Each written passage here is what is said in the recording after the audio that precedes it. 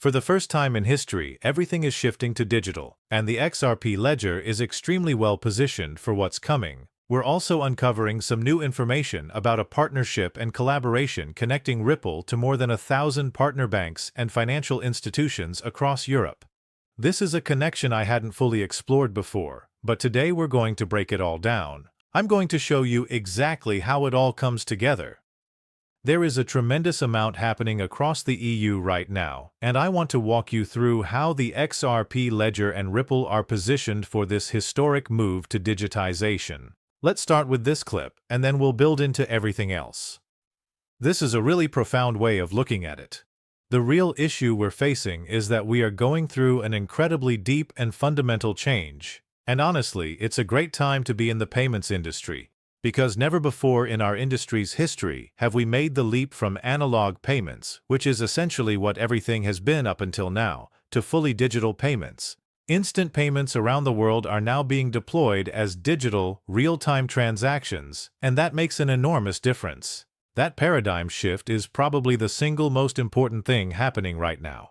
We talk about instant payments, but if you really step back and compare the two worlds, what we're really talking about is the move from analog to digital. And that transition, that is the most profound piece of all of this. All right.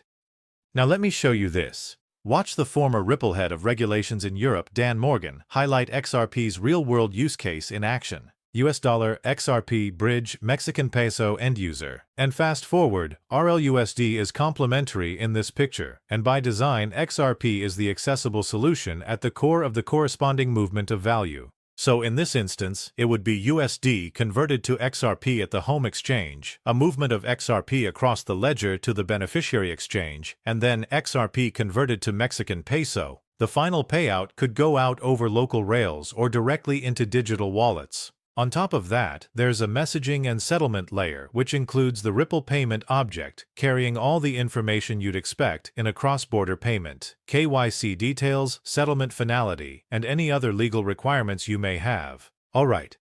We know that Ripple has been well positioned in both the EU and the UK for quite some time now, working with banks and central banks there for years. I want to highlight something that I found particularly interesting. Late last year, Ripple joined the Euro system via CIA Chain for blockchain central bank integration. Ripple has been integrated into the Euro system through CIA Chain, a private blockchain network managed by Italian payment provider CIA. This move is part of the Euro system's DLT target initiative, which aims to enable interoperability between tokenized assets and central bank infrastructure.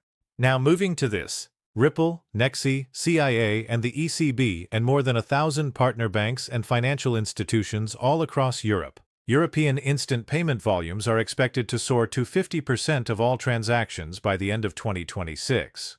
Now, why am I talking about Nexi? Here's the connection. CIA is now part of Nexi. Nexi and CIA agreed to an all-share merger back in 2020, with CIA being fully incorporated into Nexi, positioning the combined group as Europe's leading payments provider. That was a significant merger that honestly I wasn't fully aware of until now. European instant payment volumes are expected to hit 50% of total transaction volume by 2026. End-to-end digital payment services. This is what they're delivering.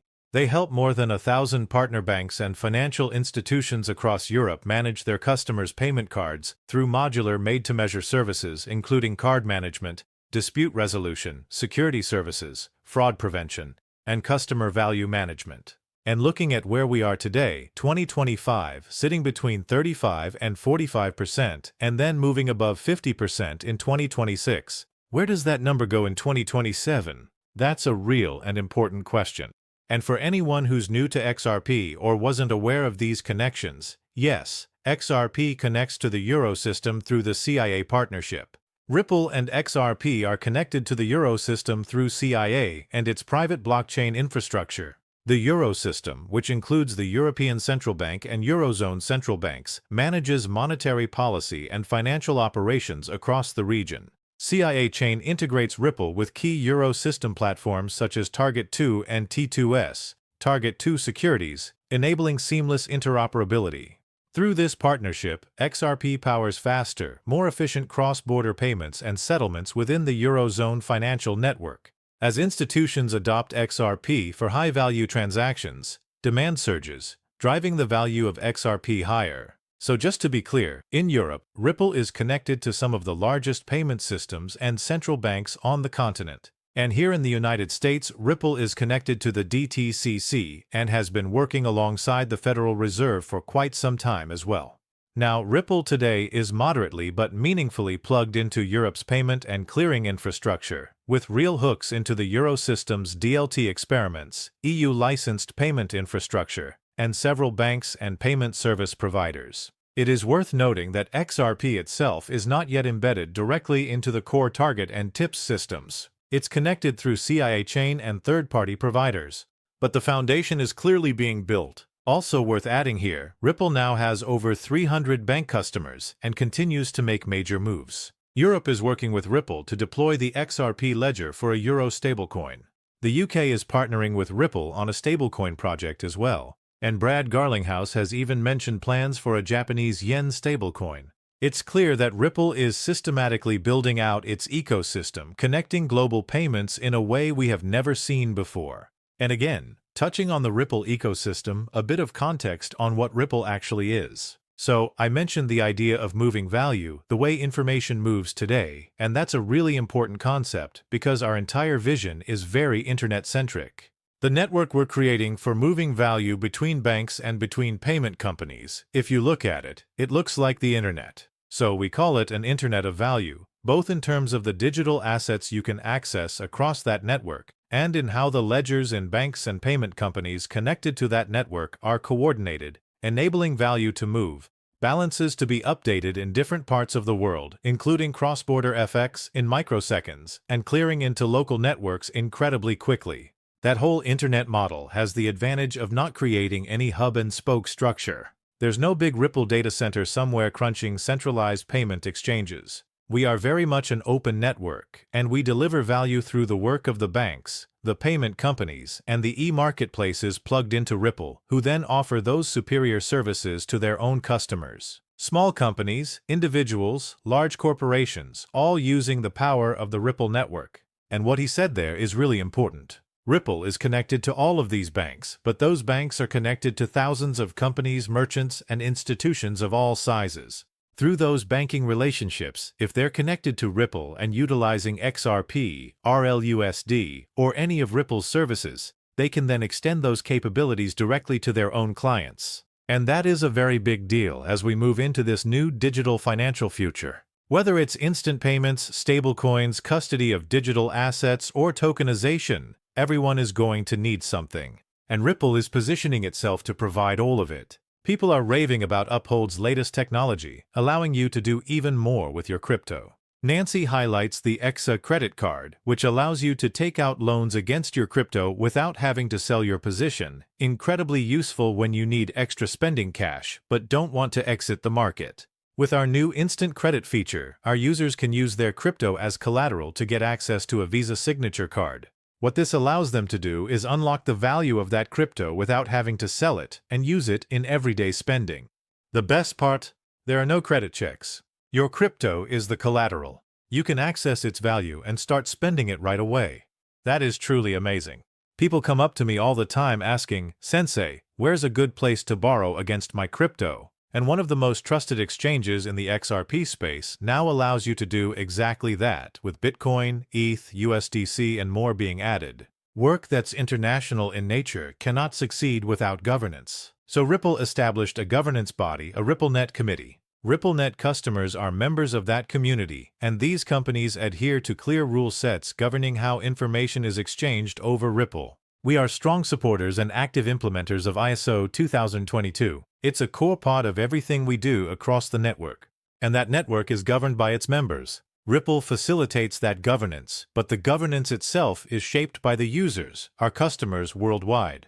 We've also implemented blockchain technology in what I believe is a genuinely creative way, focusing on the cryptographic proof of a transaction and using that to build the internet network that Ripple operates over. We've also applied the consensus blockchain that underpins the digital asset to deliver on-demand liquidity to specific markets around the world. What you get is an ecosystem built from the ground up, not relying on any legacy networks or legacy components, but a full stack. And that, I think, is why we're able to move so quickly and have such significant impact in delivering real, high-speed, immediate payment experiences globally. Alright, that was a longer clip, but there was genuinely a lot of valuable information in there. And of course, we know Ripple has been expanding across the entire EU. Check this out. I'm Cassie Krayok, VP and Managing Director of the UK and Europe at Ripple, and I'm thrilled to announce that we've been granted our license to bring our crypto-enabled cross-border payment solution to the European Union. European customers can now access real-time settlement, global on- and off-ramps, and last-mile payouts, all managed end-to-end using Ripple's market-leading digital asset technology. The region is striding into the future of digital finance, and Ripple is here to power it. I love that. Ripple is here to power it. And then, of course, looking ahead to March 2026, the Euro system will accept marketable assets and use DLT as eligible collateral for Euro credit operations. How does this relate to Ripple?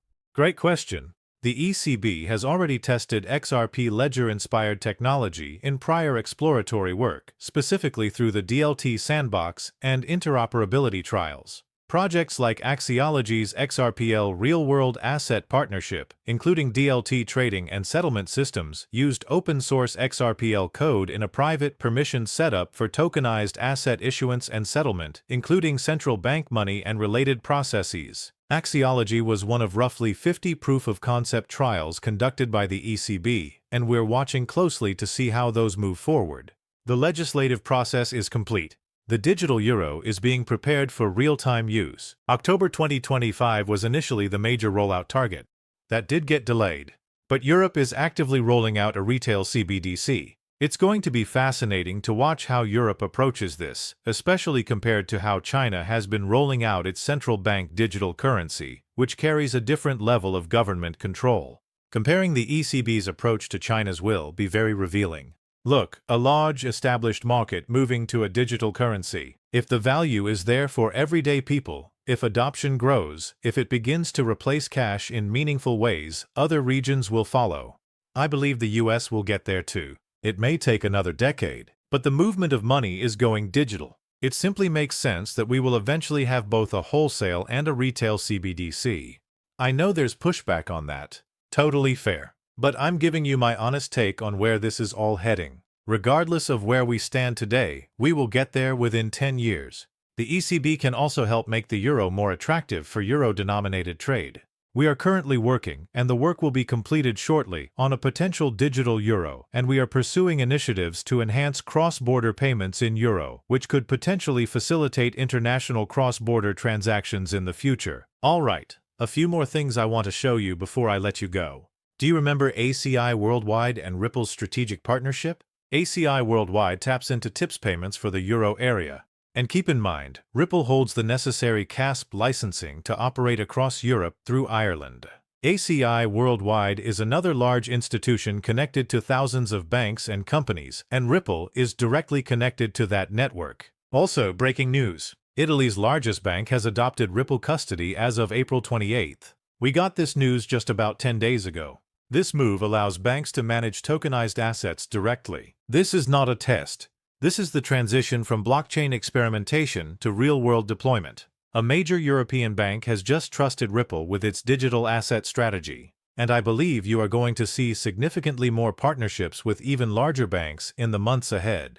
Now, Ripple Custody proved to be the only solution capable of supporting Germany's second-largest bank's target operating model. That bank is D-Bank. And you also have this, Aviva plc, one of the largest insurance and asset management groups in the UK and Europe, operating across insurance, savings, retirement, and investment management. Its investment arm, Aviva Investors, manages hundreds of billions in assets for pension funds, institutions, and retail investors. If Aviva begins placing products on the XRP ledger, that is a bridge between traditional capital pools and on-chain settlement infrastructure. XRPL would be officially embedded into the core of traditional finance. Now, here is where it gets really interesting. Flare Network is designed to bring smart contract capability and cross-chain composability to assets that don't natively support it. XRP itself does not have full native smart contract expressiveness on the XRPL, and this is where FXRP comes in.